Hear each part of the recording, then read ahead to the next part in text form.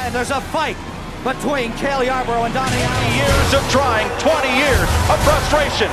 Dale Earnhardt will come to the caution flag to win the Daytona 500. They touch! Craig even you! 1,000ths of a second he beat Boyd. Okay, a 60 checkered flag waving. It's over. It's Earnhardt.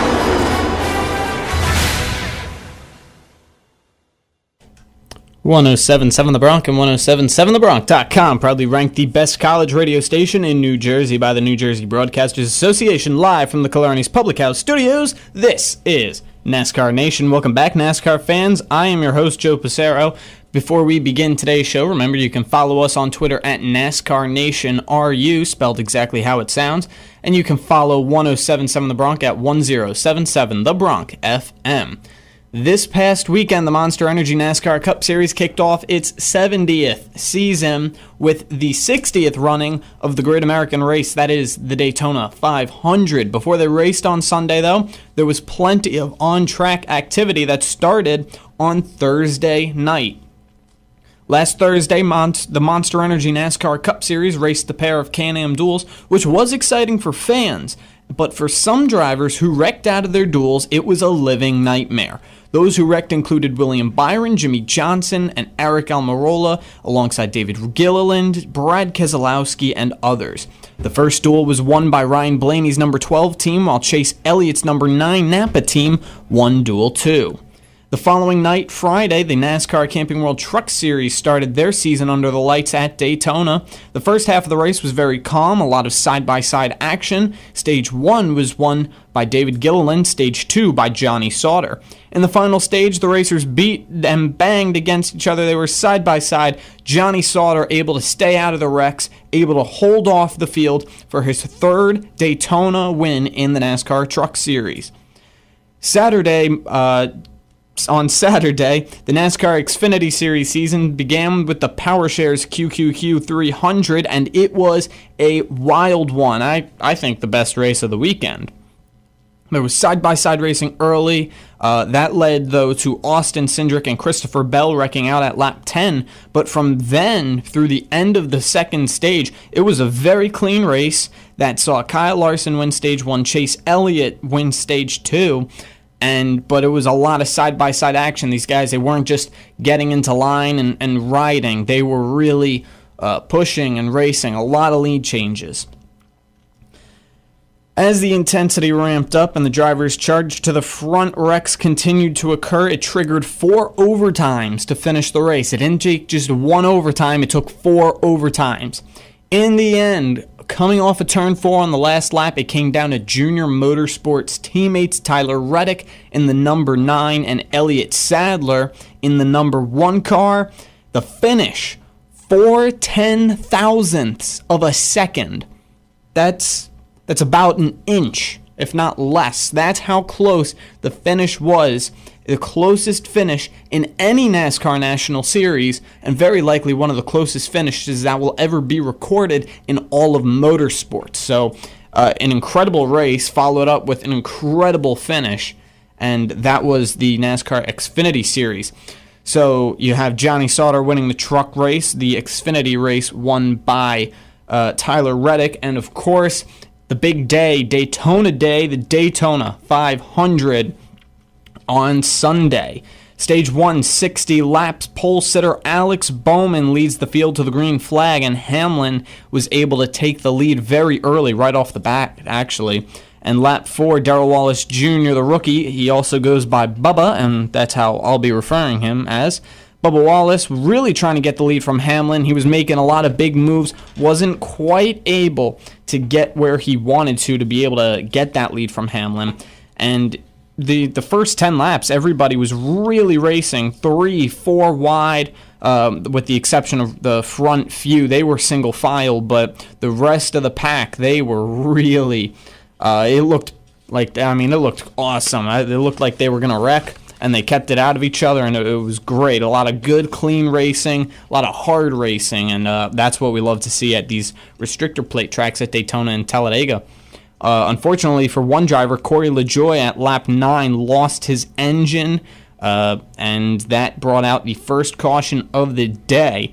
Everybody comes in the pit. Denny Hamlin, the leader, overshot his pit stall, and the fueler engaged the fuel can outside of the pit box.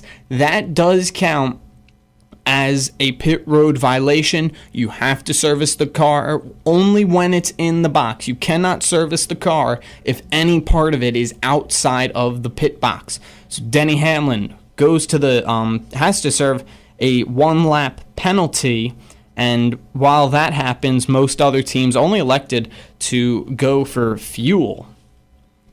The green flag waves lap 13. Kurt Busch leads to the green flag with Alex Bowman close behind, but Bowman not wanting to stay behind Busch long. Bowman takes the lead on lap 15. Just a few laps later, lap 18, Casey Kane running 6th. He gets loose off of turn 4, and he looked like he had it lost, but saved it. Had to come down pit road, however, in order to avoid coming back onto the track in a potential crash. So he fell from 6th to 37th, a big drop. Eric Jones on lap 23 was able to clear Alex Bowman for the lead and string the cars single file out against that outside line. Lap 29, though, Kyle Busch in 5th loses a left rear tire. He lost it on the back straightaway when they were going straight. And so luckily for him and for others behind him, he was able to save it, get it to the apron, and drive it back around the pit road. The caution did not come out. He had to pit under green, and he lost a lap. So now you have 2 of the Gibbs cars, Denny Hamlin down a lap, as well as Kyle Busch is in the 18.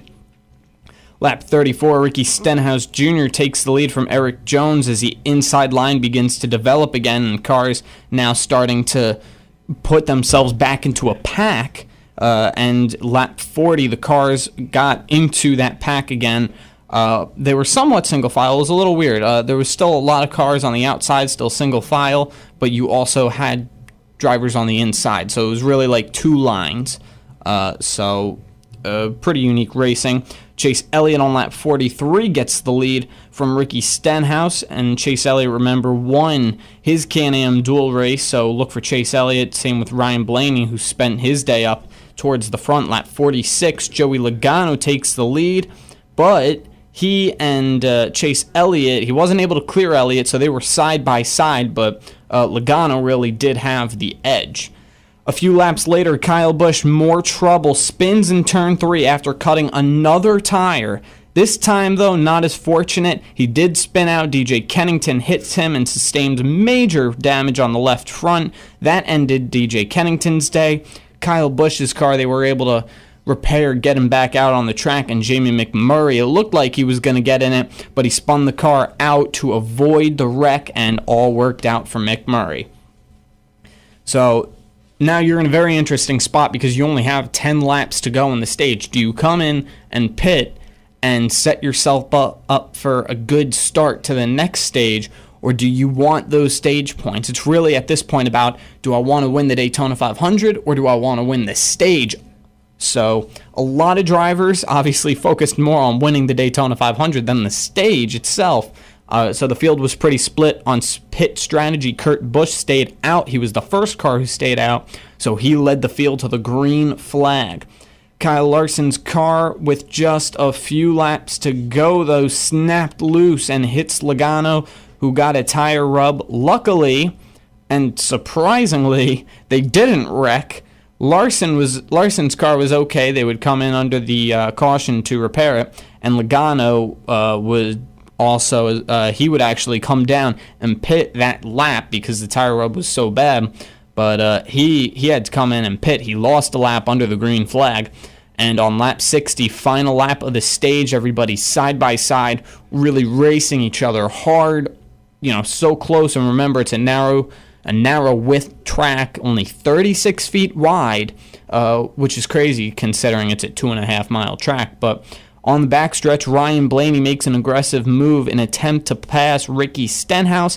Stenhouse gets loose, but he saves it in front of Eric Jones. Jones, though, checks up, gets bumped from behind, not able to save it, and crashes. It collects Ty Dillon, Jimmy Johnson, Daniel Suarez, William Byron, and Kyle Larson. Kurt Busch goes on. He wins stage 1. That's his first stage win of the year. And, well, obviously, first race of the year, you only can have so many stage winners at this point. So Kurt Busch wins the first stage of the year on the first stage of the Daytona 500. Alex Bowman, the pole sitter, and the number 88 finishes second that stage. Ryan Blaney, Thursday's first Can-Am dual winner, finishes third. Ricky Stenhouse, who won at Daytona and Talladega last year, finishes fourth. Reigning champion Martin Truex Jr. fifth. Michael McDowell sixth, getting some good stage points. Kevin Harvick seventh. Chase Elliott eighth. Paul Menard ninth, and the Wood Brothers Ford, remember, no longer with Richard Childress. Menard is with the Wood Brothers, and Trevor Bayne rounding out the top 10. Stage 2, luckily, was much, much calmer than the first one. There was still side-by-side racing, but so a few of those guys that you heard, so Kyle Larson, he was involved in that wreck. Suarez, Johnson, Ty Dillon, a lot of them were out. You heard William Byron's name involved in that wreck. They were able to repair the car, keep it going, so he's still in contention for the Daytona 500, but heavily, well, not heavily damaged, not yet. He was involved in a few incidents, but we will get to that in the later stages. They begin stage 2, again, 60 laps. That'll bring them to lap 120, and they start with Alex Bowman up at the front of the pack. Denny Hamlin gets his lap back from that caution, so he now eligible to go up there and take the lead. Alex Bowman did not have the lead for long. It took about one lap for Ryan Blaney to clear Alex Bowman, and Ryan Blaney went to the lead, and from there it would be, he wouldn't look back all that much. Lap 78 passes by, and 8 of the top 10 are Fords, including Ryan Blaney, and just a few laps later, they stayed side by side for about 30 laps, and that was before, though, Joey Logano, or I'm sorry, not Joey Logano, Ryan Blaney in the 12, he started to get the car strung out on the outside, and all the drivers went single file, which is really not something you wanted to see if you weren't a Ryan Blaney fan, because it really shows who's got a fast car, and if you have a fast car to the point that you're on the outside and you're getting help and you're pulling away so far, that's a bad, bad sign. Ryan Blaney, someone to look at through the rest of the race.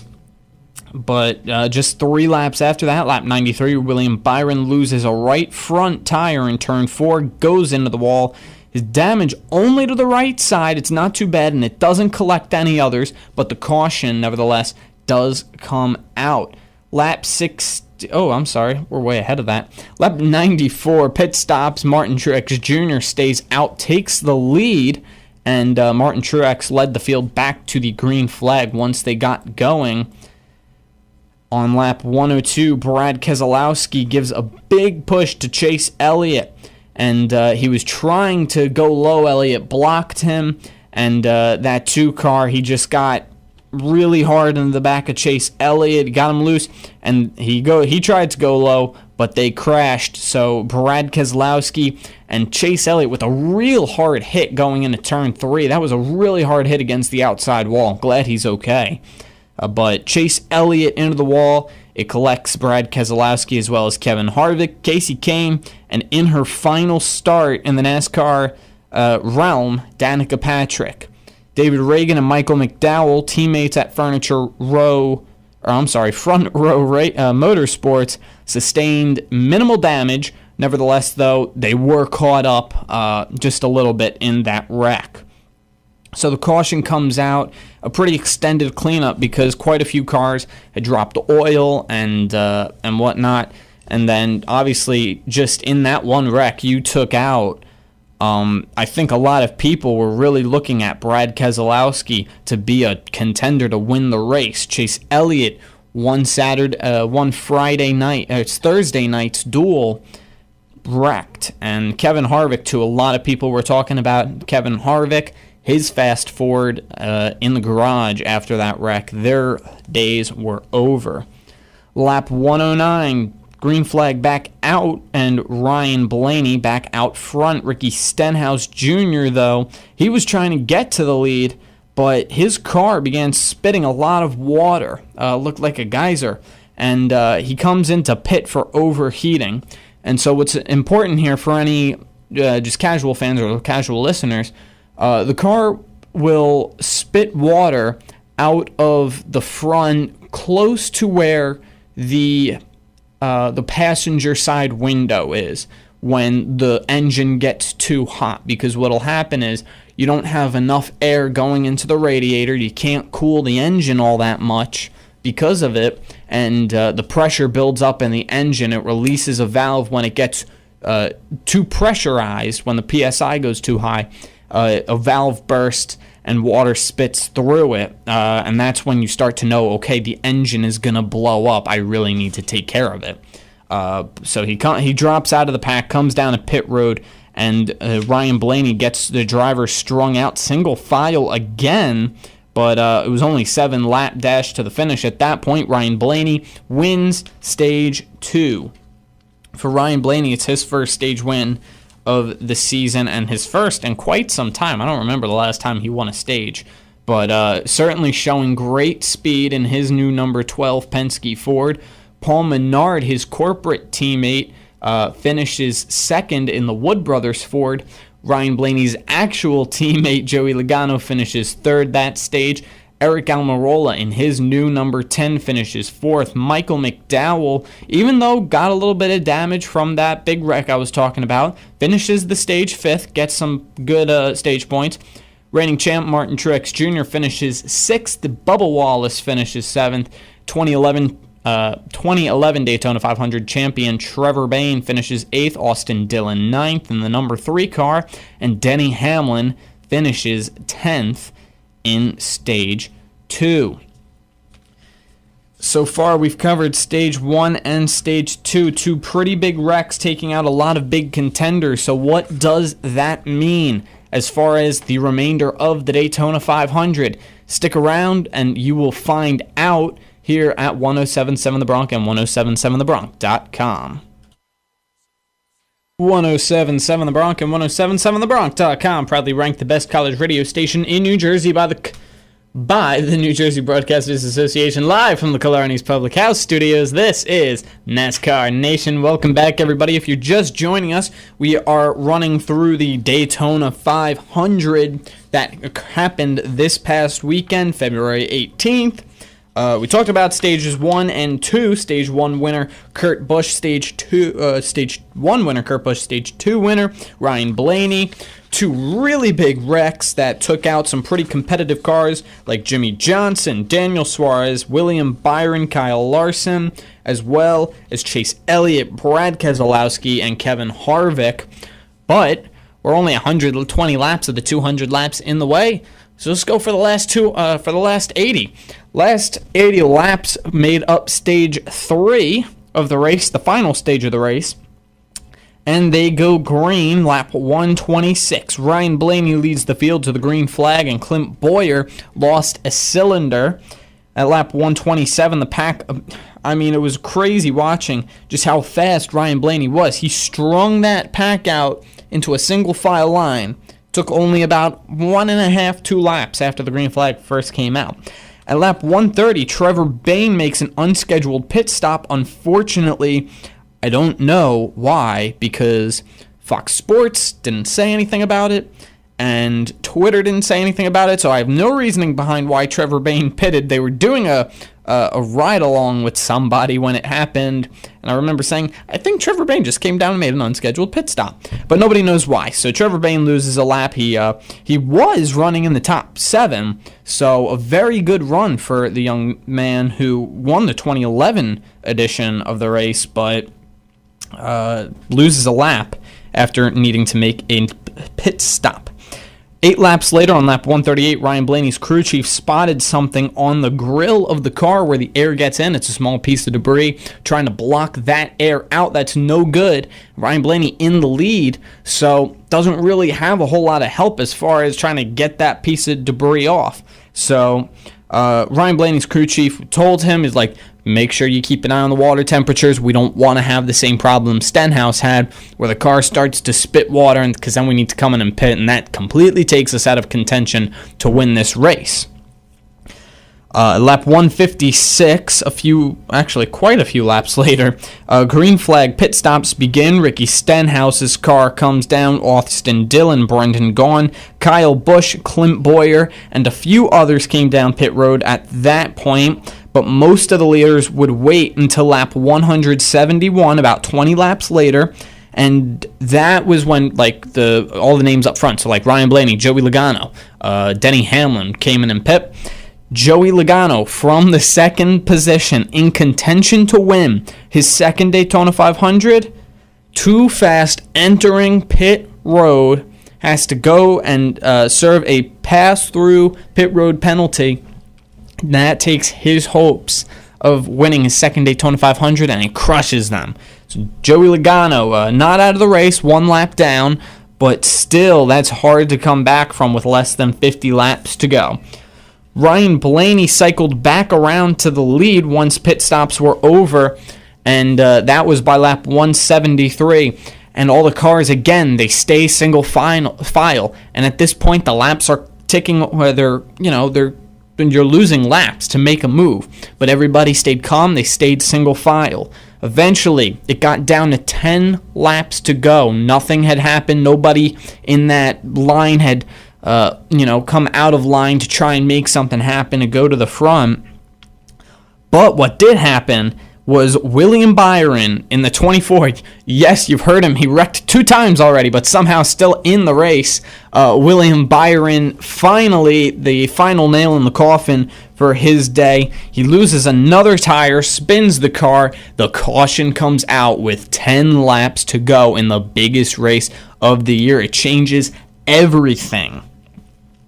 So William Byron loses a tire. Only the top 7 stay out of the pits. Ryan Blaney stayed out. So Ryan Blaney leads to the green flag, but Kurt Busch and Denny Hamlin, they draft. They get past Ryan Blaney for the first time in nearly 100 some laps. And I think Ryan Blaney led 118 laps. For the first time, he got past. So Ryan Blaney now playing catch up as Kurt Busch leads as Hamlin actually leads the field, Kurt Busch behind him. Eric Almirola gets to the lead, Busch gets it, and then Blaney, they were all over the place these few laps. So leader on lap 193 was Blaney. On lap 194 it was Kurt Busch. On lap 195 Almirola took the lead, and Kurt Busch got it back to lead officially that lap. Ryan Blaney gets the lead back one lap later on lap 197, and Denny Hamlin took it with a very aggressive move on lap 197. And lap 198, Kurt Busch, he's going to try and make a move to take that lead back to try and win his second consecutive Daytona 500. But that's when things went wrong. Kurt Busch got loose while trying to pass Hamlin for the lead and crashes smack right into the wall and into other cars. Alex Bowman had avoided the first 2 big wrecks, as well as Ricky Stenhouse, and their luck finally ran out. Alex Bowman involved, Ricky Stenhouse Jr. involved, Brendan Gaughan, Matt DiBenedetto, Ryan Newman, and champion Martin Truex Jr. all involved and crashed out of the race with just 2 laps to go. Ryan Blaney, who dominated the race, had fallen a few spots back.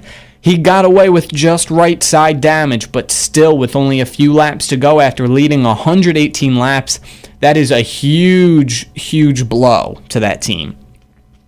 So nobody comes in and pits. So remember, the way it works this year, there's no overtime line. So the leader has to complete a single lap, and this is the overtime procedure. The leader has to complete a single lap and take the white flag. If a caution comes out before the white flag is taken, then they can do it again. They'll line back up, they'll restart the race, go 2 more laps. If they get the white flag, the next flag that waves, whether it be the checkered or the caution, ends the race. So this is overtime. Denny Hamlin leads to the green flag for the first overtime, the 199th lap of the race. Eric Almirola, though, got a big push to the lead and got out there and started blocking the different lanes. Austin Dillon's number 3 car went to second. Eric Almirola leads to the white flag, so that's how you know the race is official. Whatever flag waves next ends the race. Eric Almirola trying to block Denny Hamlin, trying to block Austin Dillon. Austin Dillon got a huge push from Darrell Wallace Jr. coming off of turn 2 and onto the back straightaway for the last time. And that number 3 car, the black number 3, made famous by Dale Earnhardt and the many run-ins he had with other drivers, Austin Dillon embracing that, and he wrecks from the lead. Austin Dillon wrecks Eric Almirola, puts him in the wall, spins him out, and they raced back to the finish line. Austin Dillon, 20 years after Dale Earnhardt won his first and only, the historic moment when he wins the Daytona 500. 20 years later, the number 3 car returns to Daytona victory lane. Austin Dillon wins the Daytona 500 2018.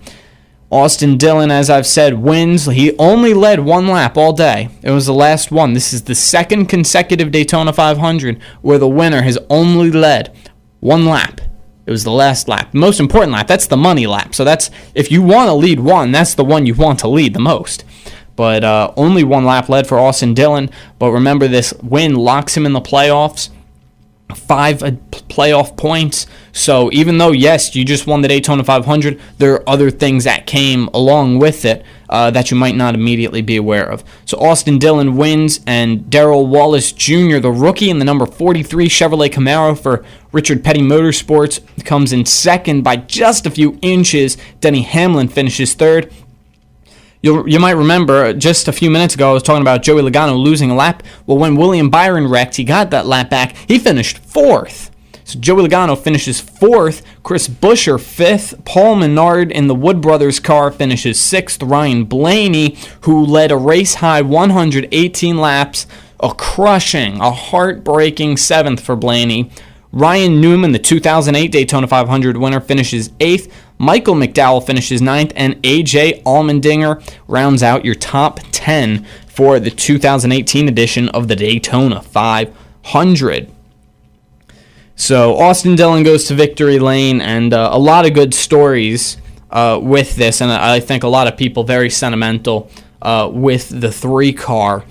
And this is going to sort of lead me into my next topic, but a lot of people, I've been watching the social media reaction to this year's Daytona 500, and I've seen 2 very opposite ends of the spectrum, and I really feel the need to address it, and not as much where I stand, but there's definitely a need to address plate racing in NASCAR as far as the way that they've been run for the last, since stage racing came in, for the last year or so. So it's a product of plate racing, and it's regardless of whether there are stages or not, that there is an inevitable big wreck. I mean, there's only a few times that I can actually recall that there was not a big wreck where a bunch of cars got collected, and that was, probably 2002 or 2001. It was a long, long time ago at this point. And so I've seen 2 arguments. I've seen people saying this is the greatest Daytona 500 ever. It's got one of the best stories for a winner, and just people loved it. And then I've also seen the other half of the spectrum where people are saying that was awful. That was an abomination of a race. That was, I hate that was the Daytona 500. And so I'm going to address both sides of this. And you can tweet me and tag us at NASCAR Nation RU. The letters RU.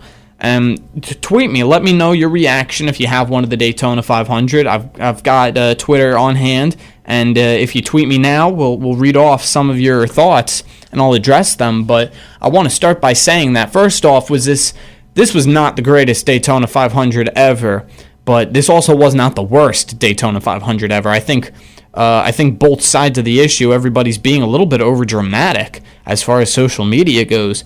I will say this is one of the best Daytona 500 stories that there has been as far as the winner goes. I mean, come on, Dale Earnhardt, one of the greatest of all time in the sport of NASCAR, wins the Daytona 500, 1998, almost 20 years later. Let's start with this. 3 years after that Daytona 500 win in 2001, he passes away on a last lap accident on February 18th, 2001, the Daytona 500 last lap. Number 3 car, not to be seen again until 2014 in the Premier Series. Austin Dillon puts it on pole. The Intimidator's son, Dale Earnhardt Jr., wins that race. And, now it's been 17 years. It was actually when on Sunday was 17 years to the day that NASCAR saw the loss of Dale Earnhardt Sr., as well as about 20 years and 3 days exactly since Dale Earnhardt Sr. won his first and only Daytona 500. So certainly seeing that famously styled number 3 car get back to victory lane in the biggest race that there is, that is super sentimental, and that is a super awesome way to really reflect on the history of the sport, and really, it's hard to not appreciate that. But, I'm sort of agreeing with myself with one side when I say that, but I also want to address the fact that NASCAR has been making a lot of rules changes that it almost seems like, not that they're trying to instigate wrecks, but it seems like they're trying to attract to people who really only want to watch for the wrecks. With this stage racing, you got to be more aggressive through the rest of the race before the caution comes out. But, I just don't like, I hate seeing, I love the pack racing when the pack got 3-4, when they got 3 wide and they were racing nice and clean. I love seeing that. That is the Daytona and Talladega that I want to see moving forward. And that's the Daytona and Talladega I always remember watching as a kid. 3-4 wide with these guys. They're not, they're beating and banging, but they've got the car control that they need. They've got the car under them to the point that they can control it. Nowadays, you don't even need to hit the other car. You put some air on the rear of the car. By the way, you move your car, you don't even have to touch. That car goes spinning. And it's not that I have a problem with the aerodynamics. I mean, that's just physics. Aerodynamics are going to be aerodynamics. You can't change that. But I think, NASCAR is getting a little too much about, okay, let's make this stage racing as intense as possible and let's attract as many people as we can get, even if we have to crash every car at Daytona and Talladega. And particularly, I want to defend the smaller teams in this statement, but I defend all teams in this statement, that because of this, I don't know how many cars actually finished running the race. Probably less than 20, which is less than half of the field. That is sad for the teams. It is pathetic on NASCAR's part, and I really believe that NASCAR needs to be more aware that people want to see racing, not wrecks. And, it's going to get to a point, and it's already showing actually with this week's entry list for Atlanta, where teams are going to start running out of money, especially these smaller teams. Matt DiBenedetto had a chance to run he was running such a good race, kept the nose of the car clean all day. 2 laps to go, they wreck. Right? 2 laps to go. He was 2 laps away from a nice payday, bringing home a nice paycheck to his team. That way they could continue to fund that 32 car. And this doesn't just go for his 32 team. It goes for all underfunded teams. It's going to catch up with NASCAR to the point where 40 cars aren't going to be able to enter every week. We saw, I think 40 cars, in fact, entered the Daytona 500 qualifying. That is one of the smallest fields I ever remember entering the Daytona 500. If I had to tell you an average that I remember entering the Daytona 500, it would probably be between 45 and 52 cars every year. 40 cars this year. And in fact, next week at Atlanta, the only teams entering are the 36 teams with charters. Because they're locked in, they know they'll be in the race, and they can afford to do this more. I mean, I really hate to see it because I want to watch guys race, and this bothered me at last year's Daytona 500 too, and at the fall race at Talladega as well. So many cars were wrecked that these guys were running single file because they couldn't do anything else. Nobody could get a push because, you didn't have enough cars behind you to get a push and go challenge for that lead.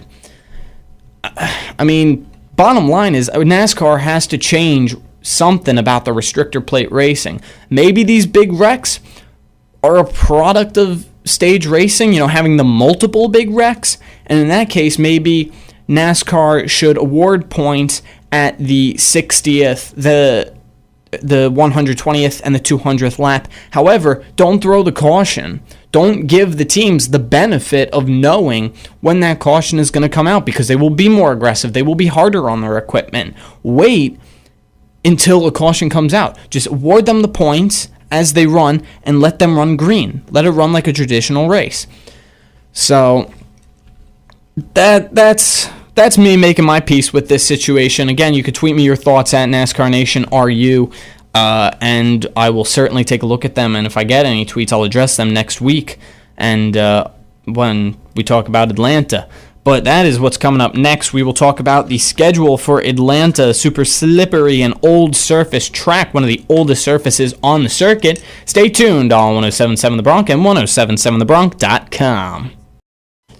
107.7 The Bronc and 107.7thebronc.com proudly ranked the best college radio station in New Jersey by the New Jersey Broadcasters Association, live from the Killarney's Public House Studios. This is NASCAR Nation. Welcome back, everybody. If you're just joining us, you've only got the end of the show. We've only got 7 minutes left. We've covered the entire Daytona 500 race weekend, everything from Thursday night's Can-Am duels to the truck race on Friday, the Xfinity race, which had the closest ever finish in any of the NASCAR series for 0.010 of a second. It's about an inch, a little bit less actually. And of course, the most prestigious race of them all, the Daytona 500, where Austin Dillon wins in the Intimidator's famous number 3. We move on from Daytona and we go to Atlanta, which is always a fun track to go to, and it's a really worn-out surface. Remember, they were planning on repaving the track last year. The fans said, no, don't repave it. The track listened, no repaving, so we're going to see a lot of slipping and sliding. Drivers are really going to have to slow down in the corners. When that track was I remember when it was repaved, they would almost hit 200 going in that corner. Now, you're going into that corner at 200, you're slowing down to 150, 140 just to make sure you can turn that car all the way through. And again, a lot of slipping and sliding. We'll really see the performance of the new Chevrolet Camaro ZL1 and how that works out. So a lot of exciting things to look forward to this weekend at Atlanta. Coverage starts on Friday at 11:30 a.m. with Monster Energy NASCAR Cup Series practice from Atlanta on Fox Sports 1. All the following actually is on Fox Sports 1, just so I don't have to repeat that. All the following coverage is on Fox Sports 1 and on the Fox Sports Go app. So you can download that for free in the App Store and Google Play, or you can watch it on FS1. At 1 p.m. on Friday, NASCAR Xfinity Series have practice. At 2 p.m., the Truck Series will have practice. An hour after, the Xfinity Series, and then the trucks again. Monster Energy Cup qualifying from Atlanta will be at 5 p.m. on Friday, and at 6:30, the NASCAR Race Classic 1988 Daytona 500 Special Edition airing will be on. On the 24th, that's Saturday, the NASCAR Xfinity Series will qualify at 9 a.m. Again, this is all on Fox Sports 1 and on the Fox Sports Go app. 10:30 a.m. the NASCAR Camping World Truck Series will qualify. At noon, you have final practice for the for the Monster Energy NASCAR Cup Series final practice at noon. At 2 p.m., the NASCAR Xfinity Series will race 250 miles at the 1.54-mile racetrack that is Atlanta. And at 4:30, the Camping World Truck Series will race 200 laps, benefiting Children's Healthcare of Atlanta. And finally, the big show on Sunday, February 25th. That's this upcoming Sunday. At 12:30 p.m., NASCAR Race Day coverage begins at 12:30 on Fox Sports 1. But then at 1:30, you're going to want to turn it over to Fox. You can still watch on your Fox Sports Go app. The Monster Energy NASCAR Cup Series pre-race show starts at 1:30. The green flag drops just after 2 o'clock for the Folds of Honor Quick Trip 500 at Atlanta on Fox and Fox Deportes, as well as the Fox Sports Go app. If you're looking for some NASCAR articles that you want to read, check out YouTrue Sports. That's YOUTRUE sports.wordpress.com. It's a new site. We're kicking it off, and a bunch of NASCAR articles from Speed Weeks are already up. You can go back, read that. We'll also have more coming your way from Atlanta, so check that out. Again, that is YouTrueSports.wordpress.com. Real quick, I do want to say, again, if you have any thoughts about the Daytona 500 that you want me to address, tweet us at NASCAR Nation RU. That is NASCARNATIONRU. Thanks for listening, everybody. It's been a pleasure to deliver the 2018 Daytona 500 to you. We'll be right back here at 5 p.m. next Tuesday. Up next, Rounding the Bases is on. They're talking everything baseball. Thanks for listening to NASCAR Nation. Everybody enjoy your week. And thanks, and tune in to 107.7 The Bronc and 107.7thebronc.com.